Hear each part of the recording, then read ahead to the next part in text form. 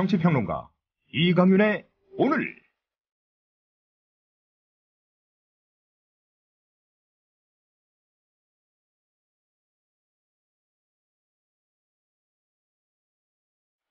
안녕하십니까, 이강윤입니다. 11월 6일 금요일 시작합니다. 오늘 여론조사기관 갤럽의 발표에 따르면 박근혜 대통령의 국정수행 지지도가 10주 만에 최저치를 기록했습니다. 갤럽이 역사교과서 국정화 확정고시 직후인 3일부터 어제까지 전국의 남녀 1,004명을 대상으로 실시한 전화 여론조사 결과에 따르면 대통령 지지율은 41%로 그 전주에 비해서 3%포인트 하락했습니다. 지난 8월 25일 남북 합의 이후 최저치입니다. 대통령에 대한 부정평가는 49%로 5%포인트 상승했습니다. 같은 기간 대비해서 최고치를 기록했습니다. 부정평가 요인으로는 물론 교과서 국정화가 4주 연속 가장 많았습니다. 이번 조사의 표본 오차는 95%고 95% 신뢰 수준에서 플러스 마이너스 3.1%포인트였습니다.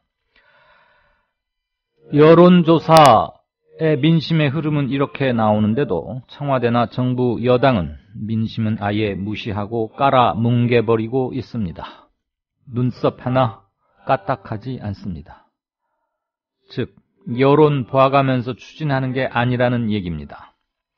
역사를 자신의 입맛대로 재단하겠다는 것이 교과서 국정화에 두말할 필요가 없는 본질입니다. 지극히 상식적 얘기입니다만 정상이 아닌 일에 정상적 방법으로 대응하는 것은 효과를 애시당초 기대할 수가 없습니다. 잠시 후 시작합니다. 6살 하늘이 밥을 잘 안 먹어요. 엄마, 나 이거 맛이 없어요. 그만 먹을래요. 엄마의 걱정은 점점 더해가는데요. 그런데 이때 택배입니다. 연지연 곰탕이 배달됐어요. 직접 도끼로 팬 장작불 위에 한우 사골과 도가니를 가마솥에 한가득 넣고 24시간 끓인 진구. 연지연 곰탕이 하늘이 입에 들어가는 순간, 아, 맛있다. 엄마 한 그릇 더 주세요. 하늘이의 밥도둑 연지연 곰탕. 조미료 같은 첨가물이 전혀 들어가지 않아 엄마의 기쁨은 더하답니다. 연지연 곰탕은 강화군에서 김포시 방향으로 강화대교 건너자마자 있습니다. 포장 판매는 한 팩 800g에 7,000원, 7팩 이상 무료 배송합니다.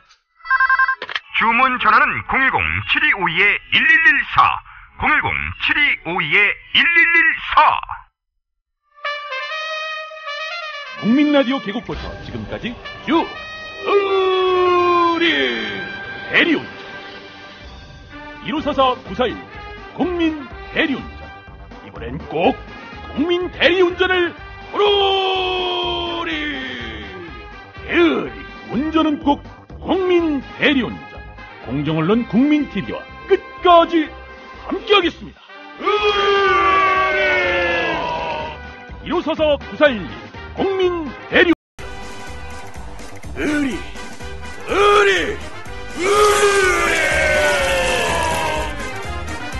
1544-941 국민 대리운전. 네, 4시 34분 됐습니다. 뉴스 브리핑 받으시죠? 김일아 아나운서 어서 오십시오. 안녕하십니까? 네.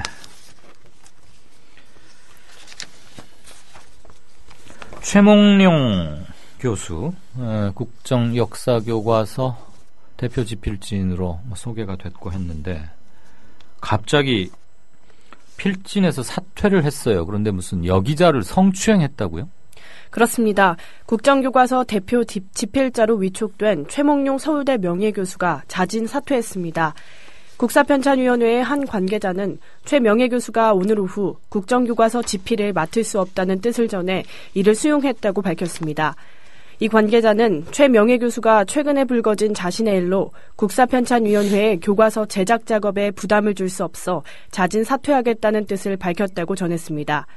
앞서 일부 언론은 최 명예교수가 자신의 집을 찾은 기자와 인터뷰를 하는 과정에서 여기자에게 부적절한 언행을 했다고 보도해 논란을 빚었습니다.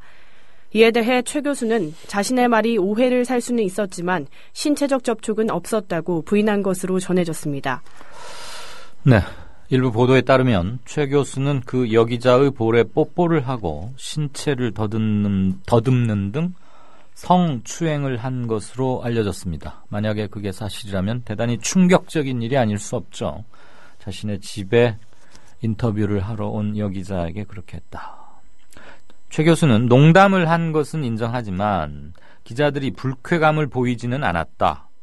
지금 일어나고 있는 논란을 이해할 수 없다고 말하고 있습니다.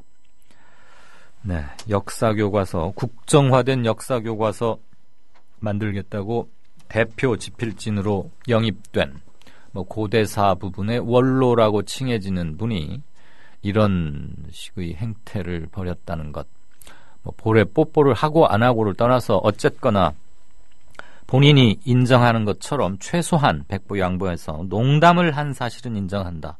그런 게 농담할 자리인지 정말 한심하기 짝이 없습니다. 자, 교육부가 국정역사교과서 반대 시국선언에 참여한 교사들만 검찰에 고발했네요. 그렇습니다. 교육부의 한 관계자는 시국선언을 주도한 변성우 전교조 위원장 등 집행부를 포함해 노조 전임자 84명에 대해 검찰에 고발장을 제출했다고 밝혔습니다. 교육당국이 시국선언 참여를 이유로 전교조 전임자를 검찰에 고발한 것은 지난 2009년 89명의 전임자를 검찰 고발한 이후 6년 만입니다. 교육부는 특히 국정화 찬성 시국선언에 참여한 교사들은 징계하지 않을 방침이어서 형평성 논란이 불거지고 있습니다. 네, 교과서 국정화 확정고시 이후 3일째 올스톱 상태였던 국회, 다음 주부터 정상화 되겠다고요? 그렇습니다. 새정치민주연합이 다음 주부터 정기국회 의사일정에 복귀하기로 했습니다. 이종걸 새정치연합 원내대표는 오늘 오후 의원총회가 끝난 뒤 기자들과 만나 우리 당은 오로지 민생 우선을 위해 오는 9일부터 모든 국회 일정을 정상화하기로 결정했다고 밝혔습니다. 새정치연합은 의총에서 국회 일정 정상화를 결정함에 따라 지난 나흘간 진행해온 국회 내 농성 또한 함께 해제한다는 방침입니다. 다만 이 원내대표는 우리 당은 정부 여당이 역사교과서 국정화 강행을 포기할 때까지 모든 방법을 동원해 국정화를 저지키로 했다고 강조했습니다. 이에 따라 새정치민주연합은 오늘 오후 7시부터 종로 보신각 앞에서 문화제 형식의 역사교과서 국정화 저지 규탄 대회를 개최하는 등 장외투쟁도 계속 이어갑니다. 네. 이른바 건국대 폐렴이라고 명명된 그 원인도 잘 모르겠고 왜 그런지 도무지 알 수 없고 환자가 막 늘어나다가 최근 이틀 동안은 신규 환자는 없었는데 오늘 보건복지부가 공식 발표를 했어요. 사람 간 전파는 없다. 이게 결론이죠?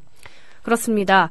보건복지부 질병관리본부는 오늘 정부 서울청사에서 브리핑을 열고 건국대 폐렴 역학조사 내용과 향후 계획을 발표했습니다. 보건복지부에 따르면 건국대학교 동물생명과학대학 건물에서 발생한 원인불명 폐렴 환자 중 10명이 건강 상태가 호전돼 오늘 퇴원할 것으로 알려졌습니다. 신규 환자는 3명이 늘어 전체 환자는 55명으로 늘었고 민간 전문가들 자문회의에서 이 질환이 사람 간 전파가 없거나 있더라도 무시할 수준이라는 결론이 내려졌습니다. 하지만 보건당국은 발병 원인에 대해서는 아직 구체적인 결론을 내리지 못했습니다. 발표 내용을 보면 이날 0시 기준으로 신규 환자가 3일째 발생하지 않았고 의심 신고는 총 84건이었습니다.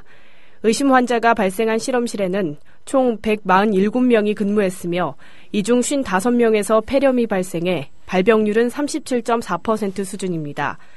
사람 간 전파 가능성이 희박함에 따라 모든 입원자는 격리를 해제하며 주치의 판단에 따라 퇴원 여부가 결정됩니다.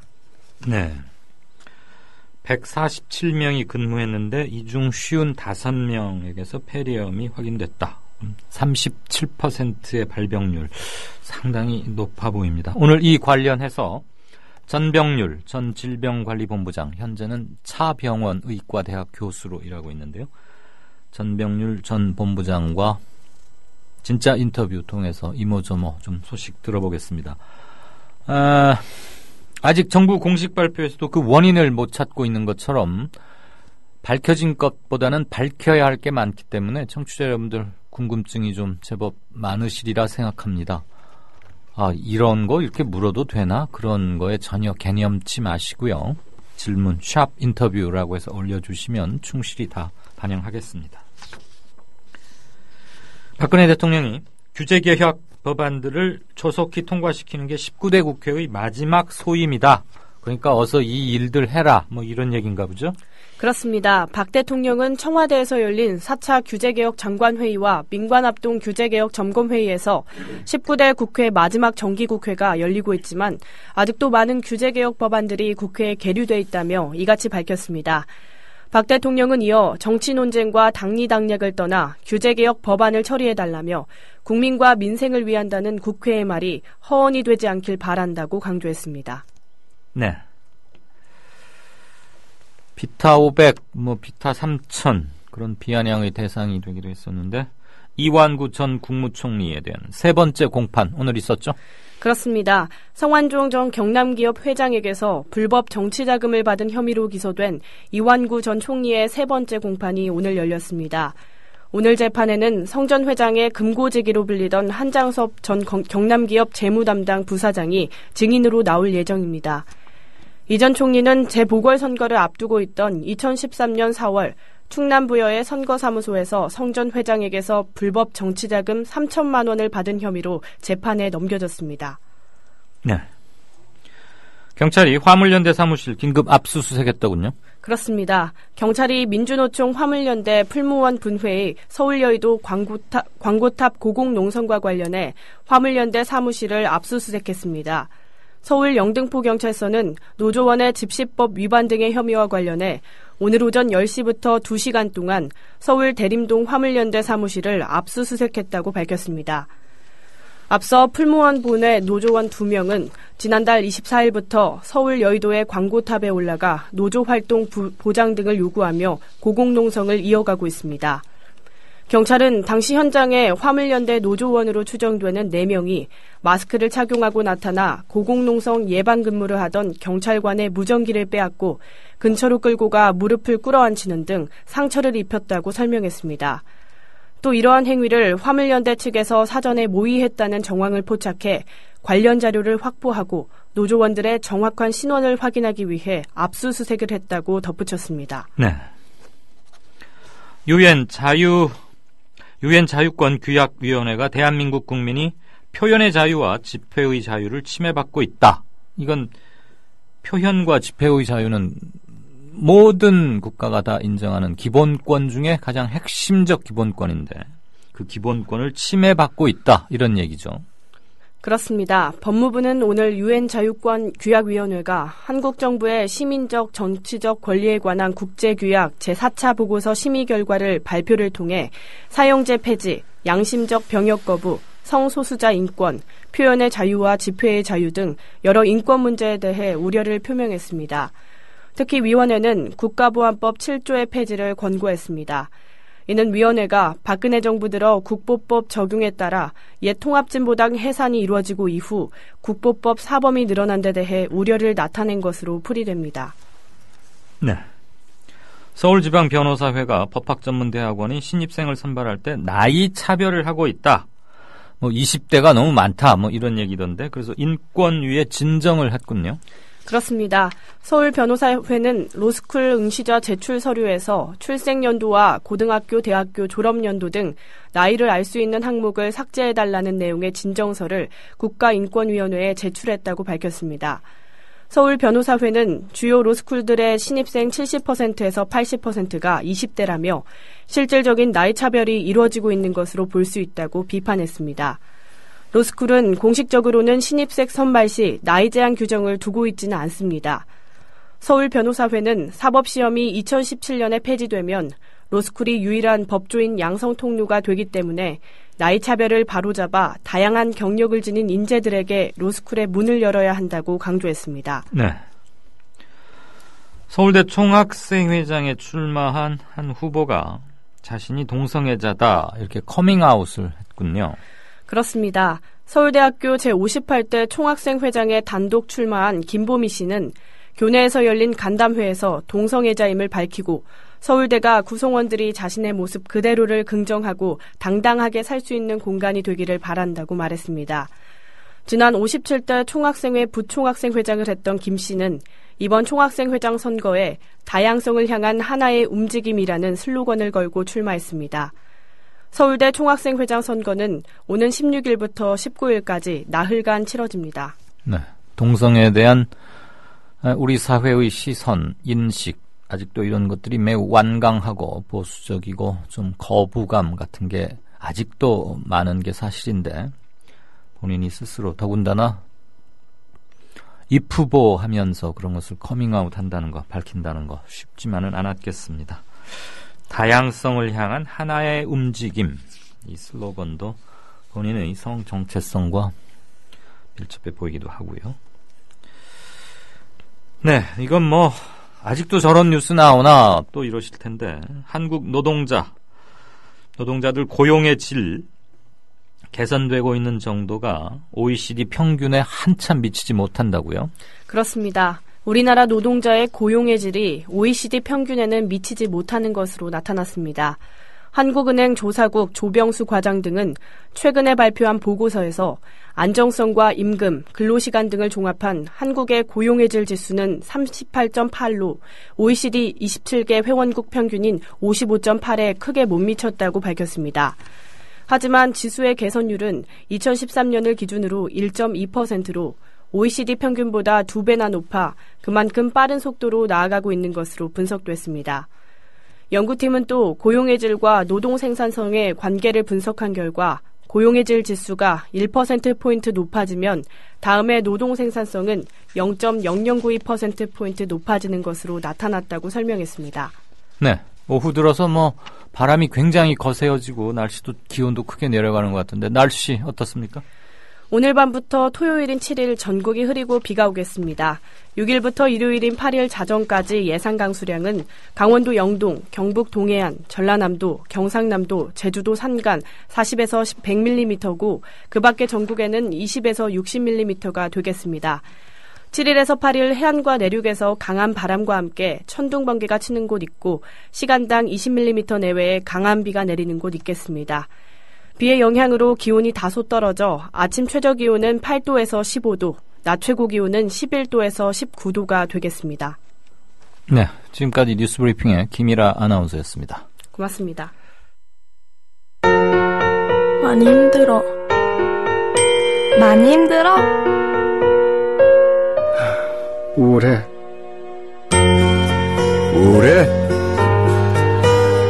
고민 있어요. 고민 있어요? 사랑의 물음표를 붙여주세요. 관심의 물음표를 붙여주세요. 힘들어하는 이들이 혼자가 아님을 알 수 있도록 지금 말을 걸어주세요. 당신의 물음표 하나가 생명을 살릴 수 있습니다. 공익광고협의회.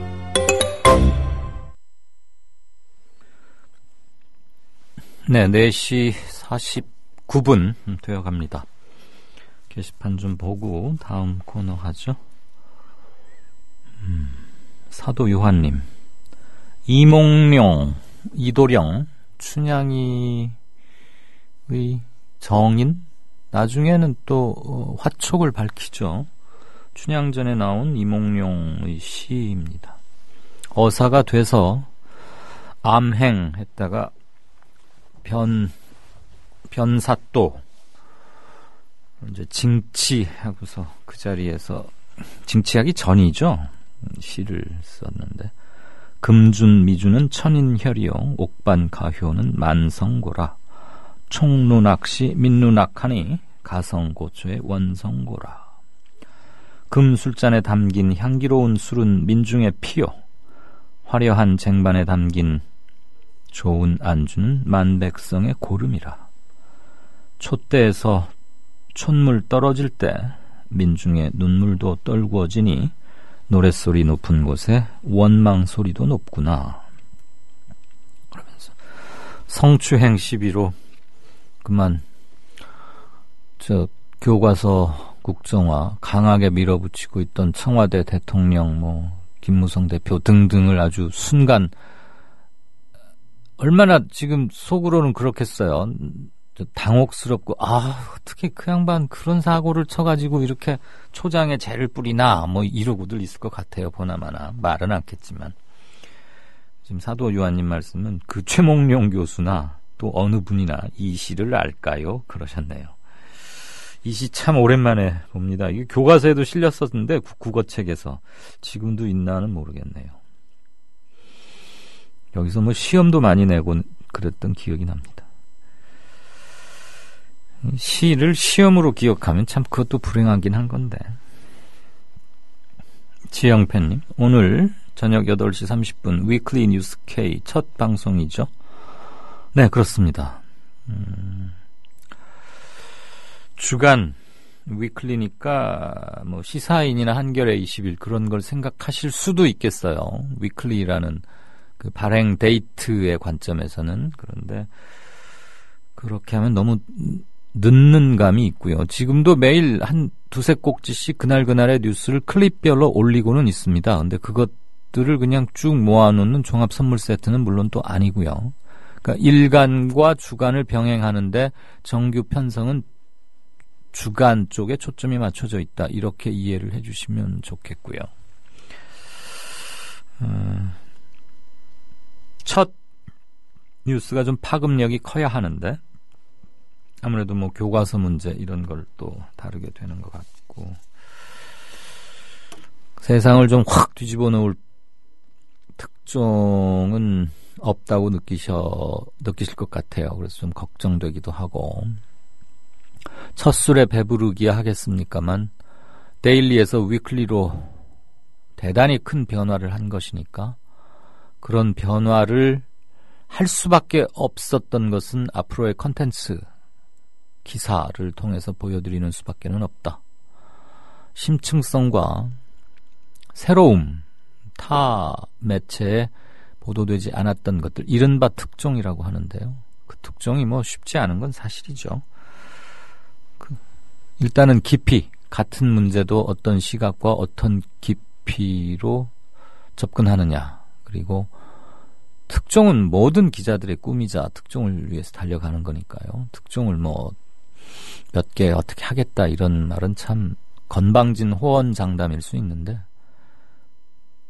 최대로 그런 것들을 충족시킬 수 있도록 저도 주문하고 있고 기자들의 사기도 충천은 합니다.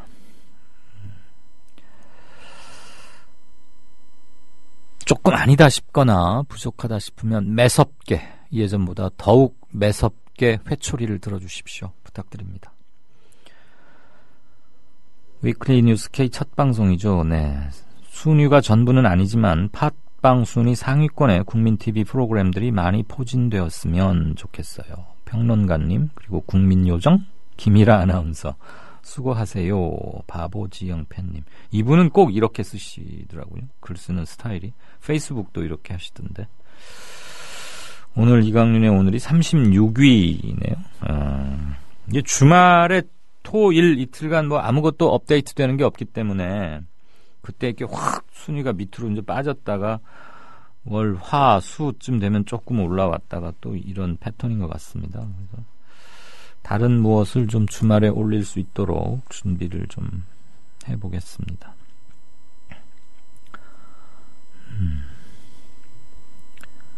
어르미님, 아니 이 지경이 됐는데도 대통령 지지율이 40%를 넘다니 참 한숨이 나오네요. 민주정부였다면 12번도 더 탄핵당했을 건데. 몇 분이 또 댓글을 붙이셨습니다. 덧글을. 달구지님, 최몽룡 교수, 이 XX도 기자가 손녀 같아 보여서 그랬나?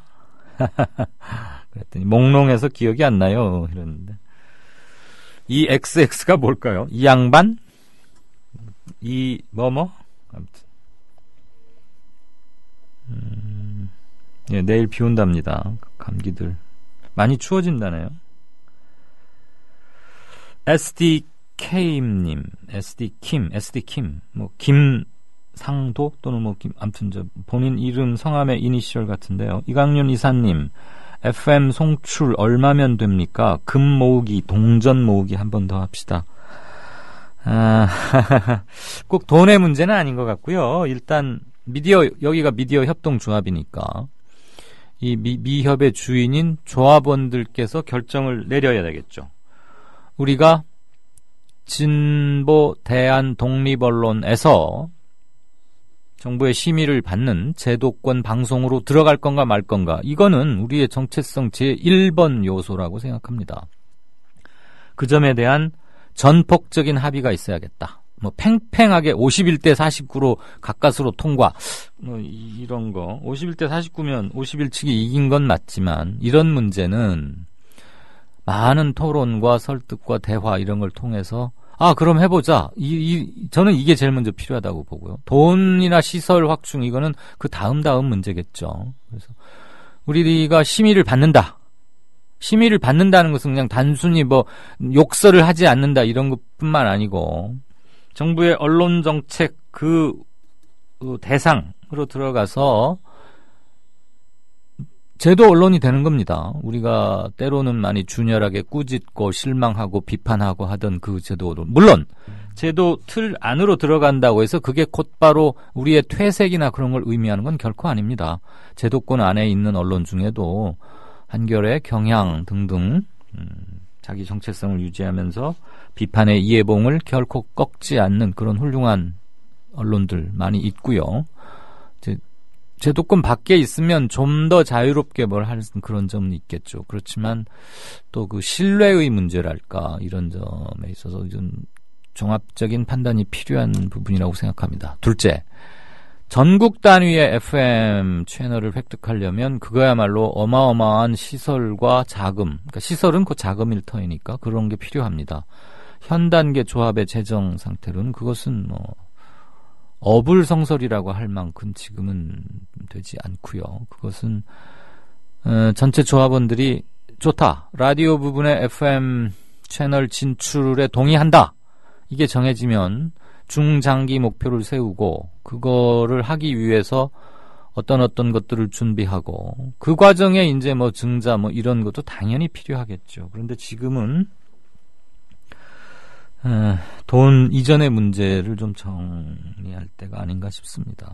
그리고 제가 말씀드린 소출력 FM은 뭐 마포 FM, 분당 FM 뭐 이런 것들은 가청거리가 5km밖에 안 되는데요. 그것도 도심에 건물이 많은 곳에서는 한 2km 정도로 확 줄어듭니다.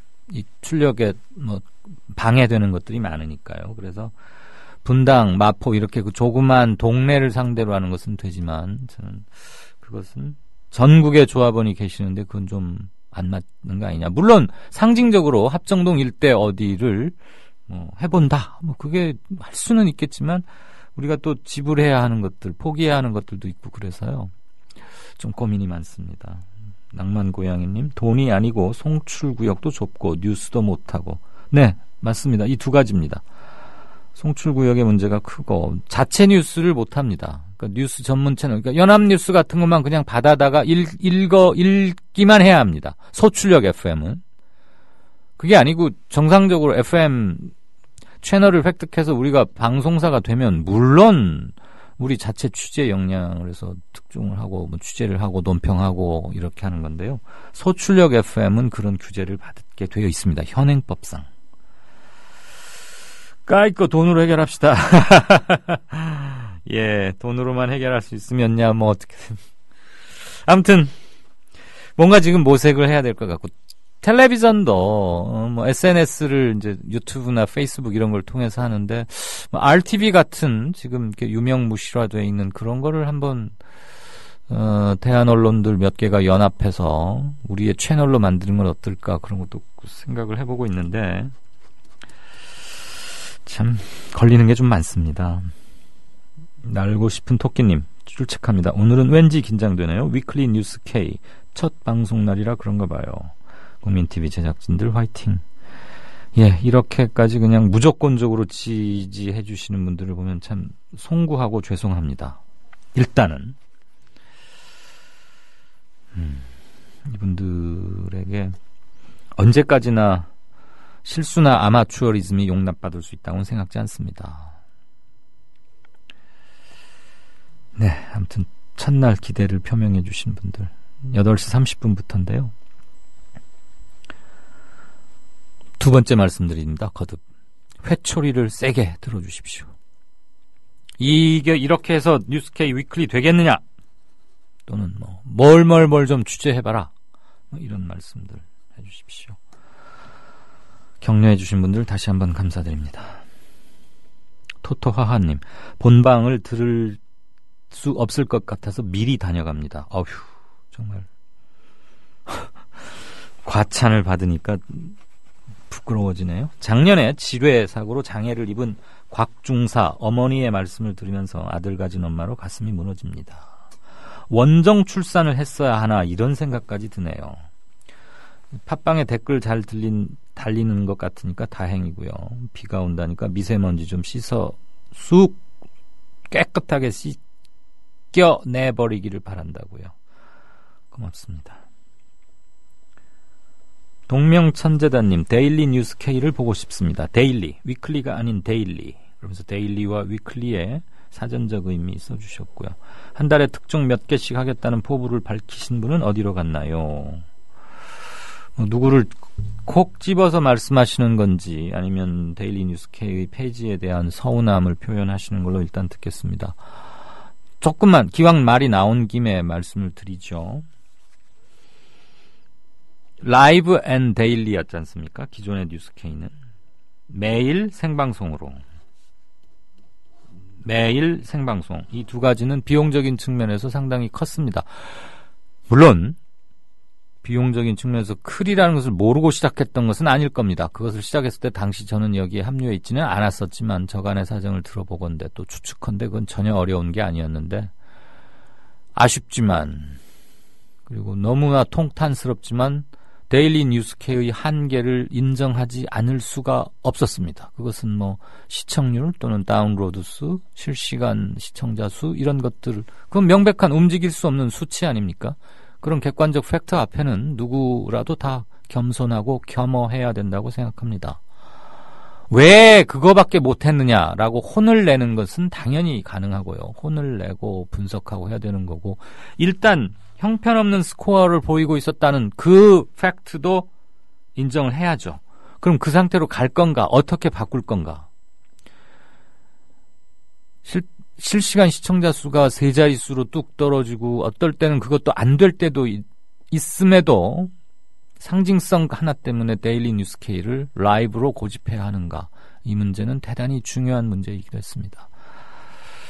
저는 개인적으로는 강소 언론, 작지만 강한 언론, 그리고 방송 횟수를 줄이더라도 한 달에 한 번쯤은 깜짝 놀랄 만한 특종을 만들어낼 수만 있다면 우리는 죽지 않는다. 그리고 우리를 남들이 무시할 수 없을 것이다. 조합원들도 보람을 느끼실 수 있을 것이다. 그런 생각을 했습니다. 포맷은 결국 지금 현재의 인적, 물적 토대와 플랫폼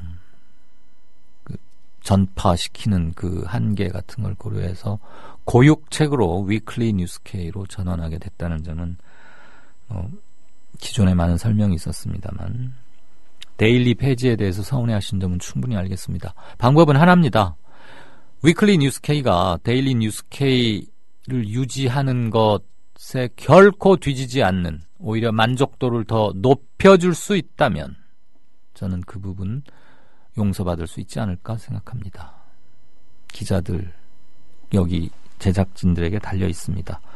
안 되면 그때 또 혼나야 하는 거고요. 네.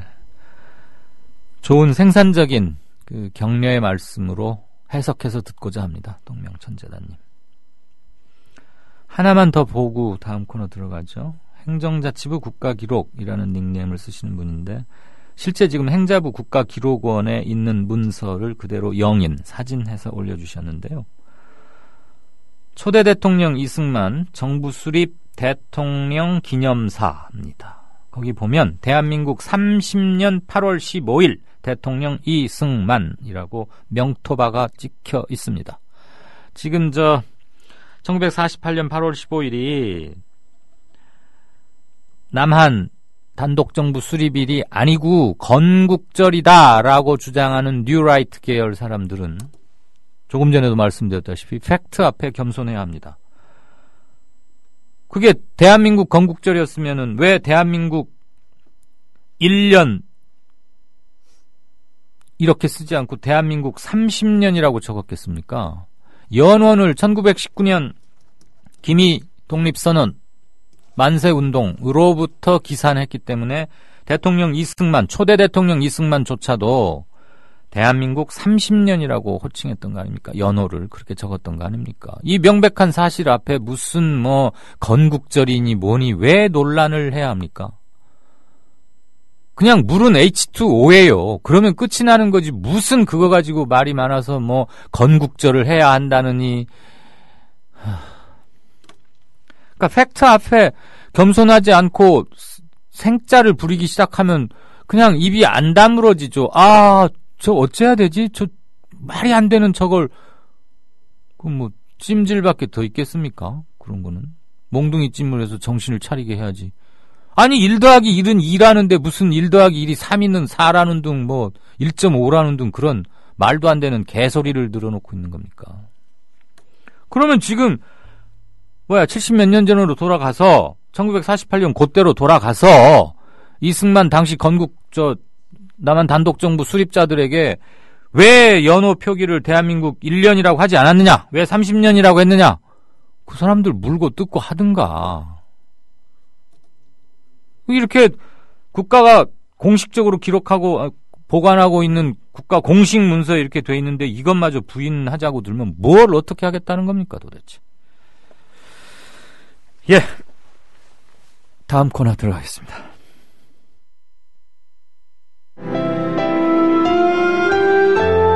주장이 질서를 만나면 아름다워집니다.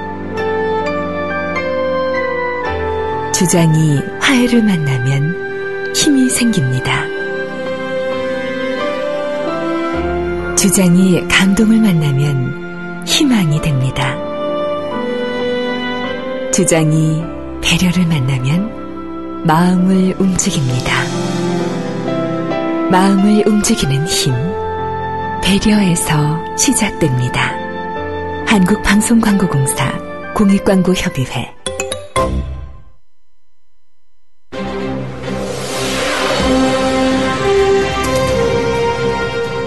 뉴스K가 위클리 종합뉴스로 돌아왔습니다.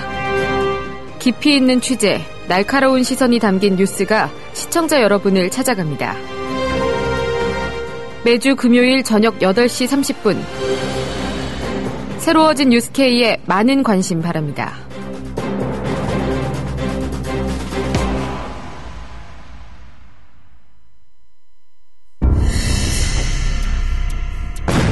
조선일보가 일제에 벌이는 거룩한 전쟁에 참여하라고 해서 내 학도병으로 지원했다가 죽을 뻔했다우. 6.25 때 조선일보가 국군이 연전연승하고 있다고 해서 넋놓고 있었죠. 근데 밤새 인민군이 서울을 함락시키고 후퇴할 때는 남편을 잡아갔어요. 진작 피난할걸. 조선일보에서 외환 위기는 없다며 설레발 떨었는데 그걸 바보같이 믿었어요. 그래서 사업에 실패했습니다. TV조선에서 황선 신은미가 북한을 지상 낙원이라고 했다는 보도를 보고 폭탄을 던졌어요. TV조선이 거짓 보도를 한 건데.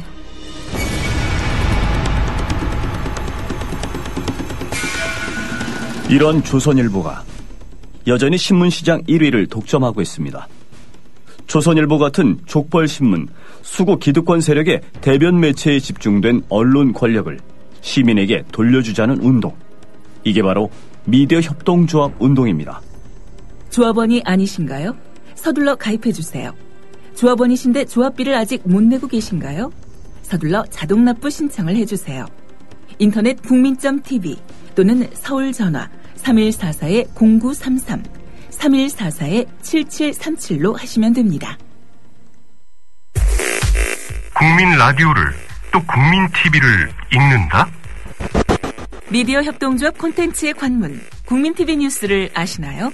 뉴스K 등 국민TV의 모든 기사, 조간 브리핑 등 국민 라디오의 인기 콘텐츠, 주요 방송의 녹취와 뉴스메이커와의 대담, 주요 원고 대본이 여러분을 기다립니다.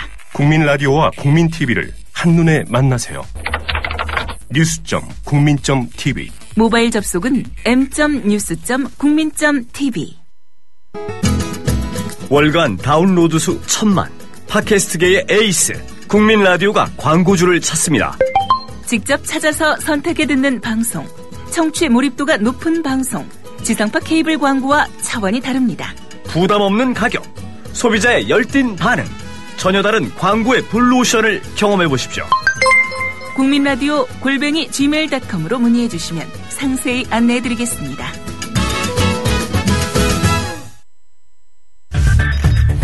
이강윤의 오늘, 이제는 정가 산책으로 함께합니다.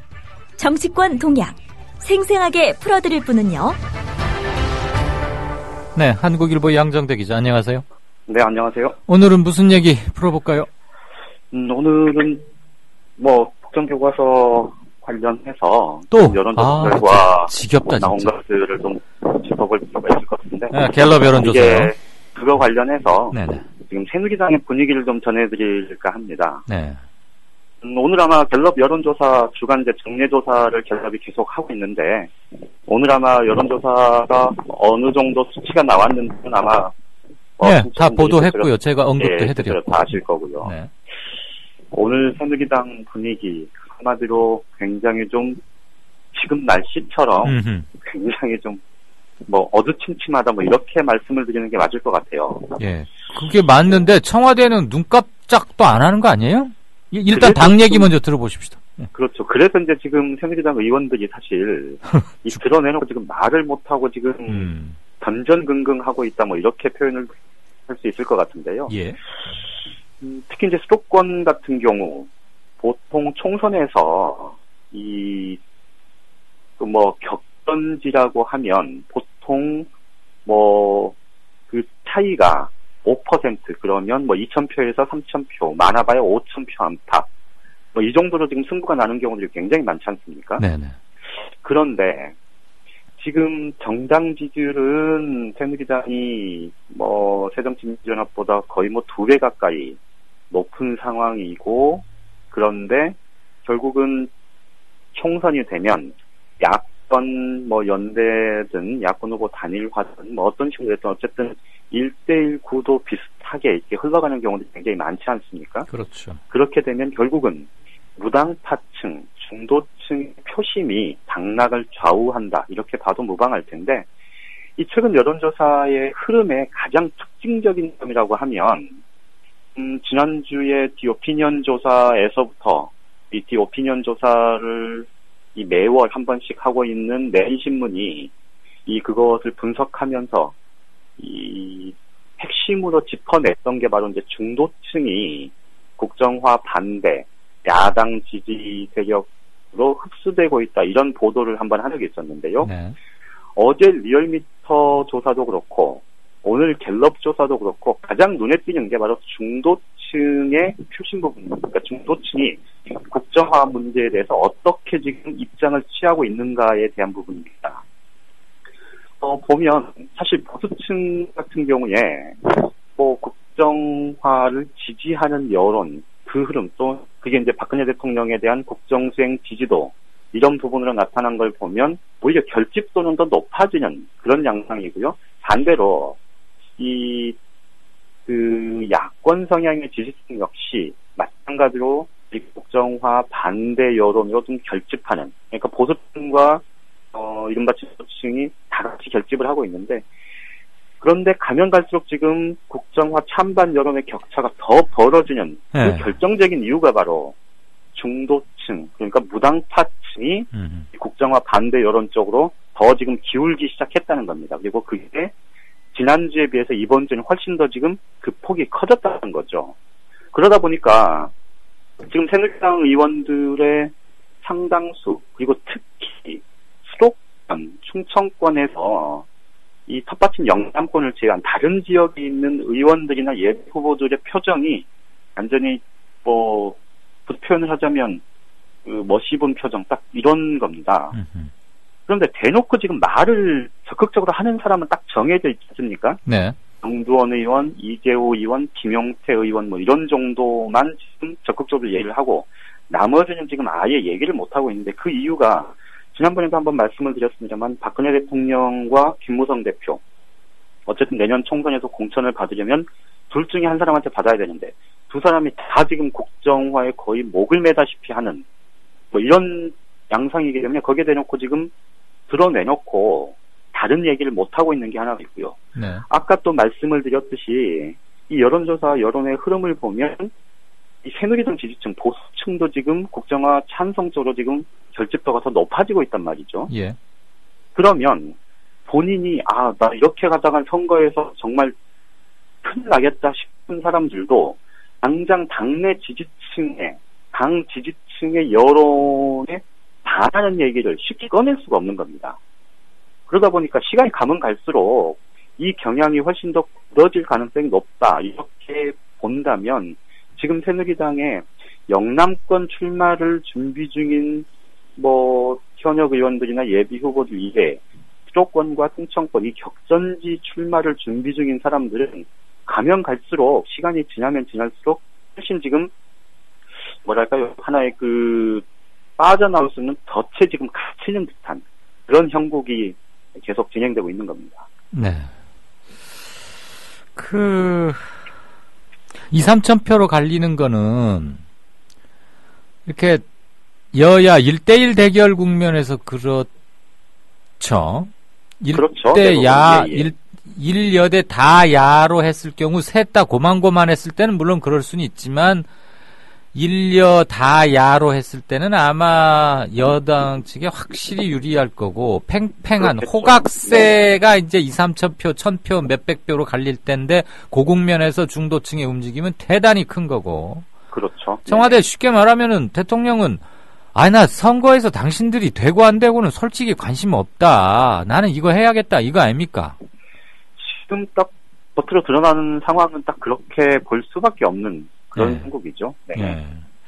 그러다 보니까 말씀드렸듯이 지금 새누리당의 이 사실 뭐 제가 그 투입을 하면서 이렇게 만나봤던 사람들의 뭐 일부는 사실 합리적 보수 이렇게 뭐 지칭을 할 수 있는 사람들도 꽤 있긴 한데 그런데 지금 그 목소리가 사실 조직화돼서 나오지를 전혀 못하고 있지 않습니까? 예.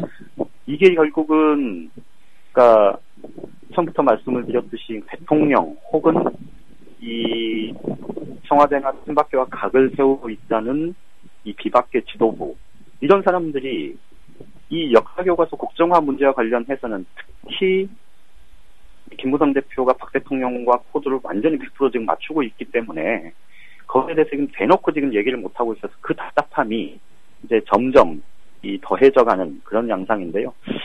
그런데 더 헤어나오기 힘든 건 말씀드렸듯이 이게 첨예하게 대립이 되면 될수록 그러니까 애초부터의 지지층들은 양쪽으로 훨씬 더 견고하게 지금 가게 돼 있지 않습니까? 그러다 보니까 자기 내부의 경선 과정에서 혹시나 불이익을 받지 않을까 하는 그런 염려 때문에 더 말을 못하는 이런 악순환이 지금 그들한테는 되풀이 계속될 가능성이 굉장히 높다 이렇게 보이는 거죠. 예. 그나저나 어떻게 한결같이 그렇게 뭐 손녀 같아서 어디를 콕 찔러보질 않나. 교과서 쓰겠다고 비난 속에서도 나섰던 서울대 최명용 교수께서는 또 여기자를 뽀뽀했다고요? 글쎄 뭐 그거는 제가 보지를 못해서 뭐 보도만 접했는데 뭐 그 사회자와 뭐 저가 그 한 이틀 전인가요? 그 같이 얘기 나누면서 그 얘기 했지 않습니까? 분명히 이 집필 기준 또 집필자 선정 과정에서 분명히 헛발질이 나올 거다. 무리하게 이렇게 추진하다 보면 이런 얘기를 나눴었는데요. 딱 그게 뭐 현실로 드러난 거죠. 이제 결국은 이렇게 되면 지금 뭐 정부에서는 집필진을 참여하는 사람들에 대해서는 신변 보호도 검토하겠다 뭐 이런 얘기 했다는 거 아닙니까? 예. 이게 어디 진짜 정말 기네스북에 올 얘기 아닙니까? 이런 게 진짜 기네스북은 아니고 뭐 해외 토픽인가? 아무튼 해외 토픽. 이런 정말 웃지 못할 코미디들이 앞으로도 잊을만하면 한 번씩 나올 수밖에 없을 거고요. 그렇게 되면 이 국정화 문제는 사실 야당이 지금 이제 오늘 월요일부터는 이 국회에 복귀하겠다 이렇게 지금 이제 공식적으로 선언을 한 상태 아닙니까? 예. 그러면서 이제 내일 그 대규모 문화제 당 지도부와 의원들이 소속 의원들이 대거 이 참석을 하는, 그러니까 그야말로 원내외 병행 투쟁을 정말 본격적으로 이제 진행을 하겠다 이제 이런 판단을 하고 있는 건데요. 그 점에서 보면 야당이 지금 스탠드를 굉장히 잘 잡고 있다 이런 평가도 가능할 것 같습니다. 알겠습니다. 경찰의 보호를 받아야 교과서를 집필할 수 있다니 참 대단합니다. 그래도 40%가 아직 넘더라고요. 대통령 지지율이. 박근혜 대통령의 갤럽 지지율 보면 이제 42%인가요? 41%인가 2%인가 그럴 텐데. 41. 근데 이게 마의 40% 뭐 이렇게 언론들이 네이밍을 해왔었는데 글쎄요. 그게 이제 무너질지 안 무너질지는 봐야 되겠지만. 예전에 뭐 35까지도 간 적이 있으니까. 그렇죠. 한번 내려간 적이 있었죠. 이게 그 선이 조금 흔들리기 시작하면 아까 말씀드렸듯이 새누리당의 지금 내부에 이런 정말 눈치만 보고 있는 이런 분위기가 조금 바뀔 가능성도 있습니다. 제가 뭐 조금 뭐 이해를 돕해서 말씀을 드리면 그저께 이제 울산 지역의 한 의원하고 이 새누리당 출입기자 몇 하고 이렇게 밥을 먹는 자리가 있었는데요. 그 울산 지역 의원은 이른바 뭐 개혁 성향도 아니고 굉장히 보수적인 색채가 굉장히 강한 의원인데 그 의원의 표현이 뭐였냐면 나도 자꾸 막다른 골목으로 몰리는 것 같다. 뭐 이런 표현을 썼는데 이게 뭐냐면 무슨 얘기냐면 나도 아니 결국 내 선거 치르려면 나도 잘못하면 정 안 되면 들이 받아야지 뭐 어쩌겠느냐. 나는 딱 그런 뉘앙스였거든요. 그리고 실제 그 울산 같은 경우는 물론 보수적인 색채의 의원들, 새누리당 의원들이 다수지만 거기가 또 노동운동의 메카 아닙니까? 그러다 보니까 실제 이 국정화 논란의 후폭풍이 울산 지역은 상당히 있는 모양입니다. 그렇죠. 거기 그래서 요번에도 뭐 통진당 후보가 무소속으로 나와서 구의회 의원도 되기도 하고 그랬는데 간단치가 않을 겁니다. 그 동네가. 네, 그래서 영남권에 그래서 다른 영남권 의원들은 어떠냐 얘기가 이렇게 물어봤더니 다른 영남권 의원들 중에도 본인하고 비슷하게 특히 이제 대도시권 의원들은 상당히 좀 그런 부분들에 대해서 정책 부담을 굉장히 느끼는 듯한 그런 모습이랍니다. 그러니까 이제 그게 조금 계속 이제 말씀을 드리면서 강조를 하는 게 바로 그거 아닙니까? 그러니까 이 국정화 논란에 이 반대 여론, 형성되는 반대 여론, 이 반대 여론이 계속해서 계속해서 이제 나갈 수 있는, 활활 타오를 수 있는 뭔가 이렇게 계기들이 필요하고, 그 계기들은 이 야당들이, 정치권에 있는 야당들이 앞장서서 만드는 것도 중요하지만, 이 시민사회단체나 또 학계 전문가 그룹들이나 이런 사람들이 그 반대의 목소리를 계속해서 낼 수 있는 동력을, 그리고 정치적인 지역 조직을 통해서 지원하는 그 역할들을 계속 해야 되는데, 이제 그것에 사실 관건이 있고, 야당으로 새정치라든지 정치 9일부터 국회 복귀를 하면 그 활동도 뭐 그런 부분들이 굉장히 핵심이 되어야지 뭐 원내 병행 투쟁이라는 것도 실질적인 효과를 볼 수 있지 않을까 싶습니다. 알겠습니다.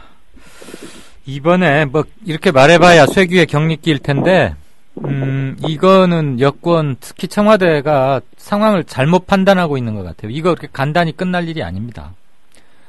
이 전국적 저항과 거부감, 이것은 40년 전에 지금 대통령의 부친이 밀어붙이던 그때하고는 저는 많이 다르다고 봅니다.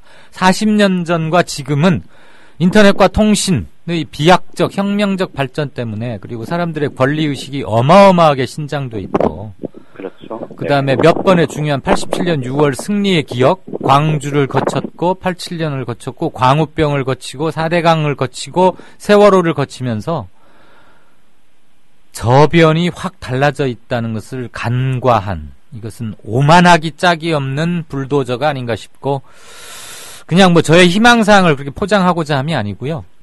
시대적 변화상인데 대통령 본인이 여기에 너무 꽂혀있기 때문에 객관적 조건이 변한 것들을 미처 못 챙기고 있는 게 아닌가 하는 생각을 합니다. 그러니까 그 변화의 시기 동안 사실은 은둔 생활을 18년 동안 하지 않았습니까, 대통령이? 그렇다며요. 그런 부분들이 사실은 실제 이 사회적인 사회 전반의 좀 변화, 이런 것들에 대한 좀 기본적인 통찰 혹은 최선의 수양, 이런 것들의 결여로 지금 나타나고 있는 것 아니냐. 예. 이 얘기를 뭐 새누리당에서도 지금 하는 사람들이 있는 걸 보면 그만큼 지적하신 대로 좀 문제가 굉장히 심각한데, 그 심각함을 정말로 좀 목을 내놓고라도 좀 얘기하는 그런 그룹들이 이 여권에도 있어야 좀 나라가 발전할 텐데, 우리 사회가 좀 너무, 특히 지금 최근에 이제 국정화 논란을 보면 사실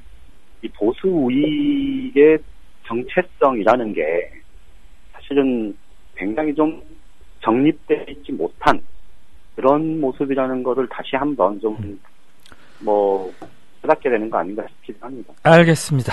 자, 한 주가 또 마무리됩니다. 내일 주말에 일기가 사납다는데 국회 상황은 정상화 앞두고 뭐 뉴스거리도 있을 거고, 뻗치기 잘 하시고 월요일 날 다시 연락하십시다. 네, 고맙습니다. 네, 지금까지 정가산책 한국일보 양정대 차장이었습니다.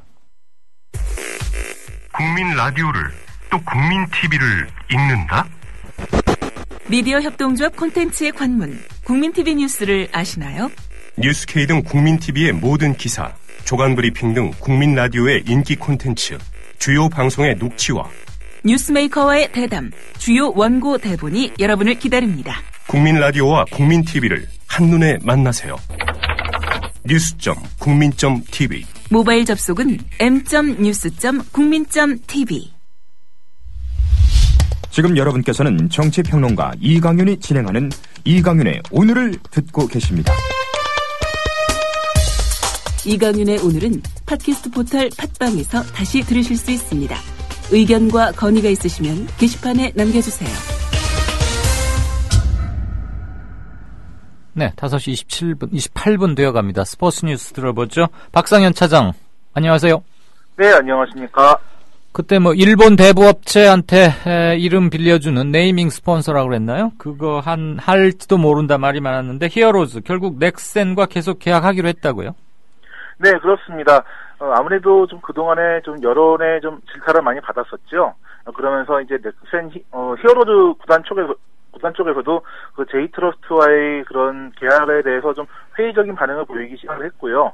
결국 그 넥센과 3년 계약을 다시 맺는 걸로 결정이 됐습니다. 그 히어로즈가 그렇게 재정 형편이 어렵습니까? 일단 모기업이 없는 것이 가장 큰 차이점이 되겠죠. 예를 들어서 이제 두산이라든지 삼성이라든지 LG라든지 모두 대기업을 모기업으로 두고 있는 그런 구단 아니겠습니까? 네네. 하지만 히어로즈 구단 자체는 그 히어로즈 자체가 기업입니다. 그렇기 때문에 외부 스폰서가 없이는 살아갈 수가 힘들겠군요. 생존할 수가 없는 구조이기도 하고요. 특히 이제 프로 스포츠 구단들 모두 외부 스폰서 없이는 모두 살아갈 수 없는 그런 구조가 돼 있습니다. 그렇기 때문에 히어로즈도 역시 그 네이밍 스폰서를 받음으로 인해서 이렇게 꾸려나갈 수가 있는 것이죠. 네. 자, 한일 월드컵 축구 스타들 잇따라서 은퇴들 하고 있다고요? 누구입니까? 차두리 얘기도 들리고 하던데. 네, 바로 어제 그 모 방송에서 은퇴를 전격 선언을 했는데요. 네. 바로 이천수 선수가 되겠습니다. 이천수 선수가 이제 내일 모레 그 부산과의 경기를 끝으로 은퇴를 하겠다라고 정식 발표를 했고요. 이천수 선수가 올해 나이가 몇이죠? 이천수 선수가 81년생이니까 34살이고요. 이제 우리나라에 35이 되겠죠. 34시면 은퇴하기엔 좀 빠른 나이 아닌가 싶기도 하고. 하지만 또 박지성 선수 같은 경우도 이미 2, 3년 전에 은퇴를 또 하기도 했고요. 여러 선수들이 은퇴를 하기도 했는데, 제가 생각하기에는 이천수 선수가 조금 더, 한 1, 2년 정도 더 뛰었으면 하는 바람이 좀 있었고요. 네. 특히 제가 2개월 전에 이천수 선수를 만난 적이 만나서 인터뷰를 한 적이 있었는데, 네. 당시만 해도 은퇴에 대한 고민을 하고 있었지만은, 아직까지 열정이 식지 않았다, 이렇게 얘기를 하면서, 은퇴에 대해서는 별로 그렇게 생각을 안 하는 모습이었습니다. 네. 그런데 저도 어제 그 방송을 보면서 좀 깜짝 놀란 부분이 없지 않아 있었는데요. 아무래도 그 이천수 선수가 최근 이제 발목 부상이 좀 상당히 좀 많이 와 있었거든요. 그러면서 조금 이제 그래도 좀 많이 박수를 받을 때 그때 은퇴를 하는 것이 낫겠다 그렇게 선택을 한 것 같습니다. 이천수 선수 요즘은 사고 별로 안 쳤죠? 예, 상당히 그 인천에서도 주장을 맡으면서 상당히 모범적인 모습을 보이기도 했고요. 특히 이제 김도훈 감독 얘기를 들어보면은 이제 올 시즌 초에 갑자기 이제 설기현 선수가 전격 은퇴를 선언하면서 그 최거천 선수가 빠졌거든요. 네. 그 자리를 이천수 선수가 후배들을 잘 이끌어주면서 인천을 좀 중상위권으로 올려놨다 이런 평가를 갖고 있습니다. 특히 이천수 선수 같은 경우는 상당히 지기 싫어하는 성격이거든요. 그런 거를 후배 선수들에게 많이 주입을 시키면서 좀 자존심이라든지 좀 승부욕 이런 거를 많이 불러일으킨 것으로 이렇게 전해지고 있습니다. 운동선수 중에 지기 좋아하는 사람 뭐 있을까 싶고 지기 좋아하면 프로 선수가 되어서야 안 되겠지만 이 친구가 여러 가지 사고를 많이 쳤는데 축구에 대한 그 재능 이런 건 참 문외한인 제가 봐도 아깝고 탁월한 것 같아서. 자, 이천수 선수가 예전에 좀 하나 좀 에피소드를 말해보자면요. 네. 제가 2006년 독일 월드컵 때 현장 축제를 간 적이 있었는데, 예. 당시에 다 기억하시겠지만 스위스와의 경기에서 0대1로 지지 않았습니까? 네. 예, 그때 이제 눈물을 좀 펑펑 흘렸는데, 얘기 들어는 이제 비행기 안에서도, 귀국생 비행기 안에서도 계속 울었다는 그런 일화가 있습니다. 얼마나 분했으면 비행기 타고 오면서도 울었을까? 그 투지를 그라운드에서만 풀어냈으면 좋았는데 가끔 밖에 나와서도 좀 사고를 치고 하니까 물론 젊은 나이에 뭐 이해할 수야 있겠지만 그 정도 위치와 그 정도 유명해지면은 좀 더 조심을 좀 하긴 했어야 되는데 술이 왼수예요. 자, 우리는 16강전에서 벨기에한테 아쉽게 져서 뭐 그렇다고 쇼가 끝난 건 아니고 더 쇼 머스트 고 온 계속 경기는 진행됐겠죠? 언더 17 FIFA 월드컵 지금 어떻게 돼가고 있어요? 네, 바로 오늘 준결승전이 벌어졌는데요. 네. 예, 이제 우리를 꺾고 이제 8강에서 코스타리카까지 꺾고 이렇게 올라온 4강에 올라온 벨기에가 이제 준결승전을 치렀습니다. 하지만 이제 벨기에가 이제 말리에게 3대1로 1대3으로 졌고요. 말리요? 예, 말리에게 졌습니다. 아, 아프리카 말리? 예, 그렇습니다. 진짜 아프리카가 세군요. 이 나이 때는. 예, 또 다른 준결승전에서는 나이지리아가 멕시코에게 4대2로 또 이겼습니다. 오. 그래서 이제 결승전은 이제 아프리카 팀과의 맞대결로 벌어지게 됩니다. 네. 가나 거기도 몇 번 우승했다고 그러고 나이지리아도 여기 많이 했고. 우리가 기왕이면은 우승한 팀한테 져야 좀 덜 분할 텐데 벨기에가 결국 졌군요. 예, 그 17세 이하 월드컵 같은 경우에서는 아프리카 팀들이 상당히 좀 강한데요. 네. 그 역대 최다 우승팀이 바로 나이지리아이기도 하고요. 그 다음에 이제 1993년도에 그 아프리카 팀끼리 또 결승전에 격돌한 적이 있었거든요. 네. 그때 당시에도 나이지리아와 가나가 붙었었는데요. 이제 역대 그 17세 이하 월드컵에서 같은 대륙팀끼리 붙은 것은 이번이 두 번째입니다. 아, 그렇군요. 아무튼 청소년 때는 아프리카 선수들이 독보적인데 성인으로 가면 이제 좀 뒤집어지는 모양이죠. 자, 이어서 축구 얘기 짧게 듣고 오늘은 헤어지죠. 지동원, 손흥민, 유럽에 가 있는 우리 선수들인데 어쨌길래 지금 슈틸레케 감독이 입이 활짝 벌리고 웃고 있답니까? 네, 오늘 지동원 선수 같은 경우는 유로파 리그에 출전을 했습니다. AJ 알크마르와의 경기가 있었는데요. 2대1로 쫓기던 상황에서 멋진 40m 드리블 이후에 멋진 골을 넣었습니다. 지동원 선수가 바로 일주일 전에도 그 DF배 포칼컵에서 그 선제결승골을 넣으면서 그 아우구스부르크의 승리를 이끌었거든요. 예. 최근 일주일 사이에 그 소속팀에서 2골을 넣었습니다. 네. 그런데 이 지동원 선수가 그 지난주에 소속팀에서 골을 넣기 전까지만 해도 거의 2년 가까이 소속팀에서 득점이었었거든요. 알겠습니다. 슬럼프를 벗어나는 것 같다 그 얘기인 것 같고. 예, 그렇습니다. 손흥민은 뭐 다쳤다더니 어때요? 예, 오늘 바로 복귀전을 치렀고요. 네. 오늘도 이제 유로파 리그 경기에서 나왔었는데요. 무사 덴벨레의 결승골을 마지막 결승골을 어시스트를 했습니다. 그러면서 성공적인 복귀전을 가졌습니다. 잘 알겠습니다. 몸이 곧 재산이자 국민들한테는 또 그들의 일거수일투족이 관심이기도 하니까 제발 안 다치면서 플레이했으면 좋겠고 유럽이 거칠긴 거칠더구만요. 네, 한 주일간 소식 고마웠습니다. 네, 감사합니다. 지금까지 스포츠 Q의 박상현 차장이었습니다.